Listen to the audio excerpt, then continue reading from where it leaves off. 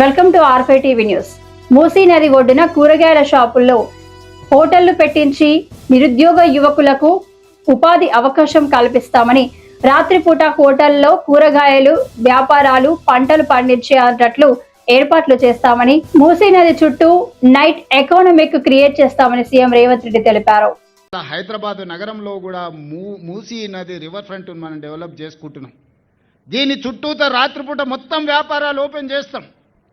పొద్దుటిపూట పని చేసుకోవడమే కాదు, రాత్రిపూట పనిచేయడానికి కూడా మూసీ నది ఒడ్డున రెండు వైపులా రాత్రి మొత్తం వ్యాపారాలు జరిగేటట్టు హోటళ్ళు, వ్యాపారాలు, కూరగాయలు, పంటలు, ట్యాక్సీ అన్ని చేసి మొత్తం లైట్లు పెట్టి బ్రహ్మాండంగా పెట్టి నిరుద్యోగ యువకులకు ఉద్యోగ ఉపాధి అవకాశాలు కల్పించి శాంతి భద్రతలను పటిష్టంగా అమలు చేసి పొద్దుపూట కష్టం చేసుకున్న వాళ్ళు సాయంత్రం పోతే కూరగాయలు కొనుక్కోవాలనుకున్నా, బట్టలు కొనుక్కోవాలనుకున్నా, పిల్లల్ని తీసుకెళ్ళి ఇంత హోటల్లో మనం ఇంత మంచి భోజనం పెట్టించి మొత్తం అట్లా నగరాన్ని చూపించి రావాలనుకున్నా ఈరోజు మొత్తం ఇదంతా అభివృద్ధి చేయాలనుకుంటున్నాం.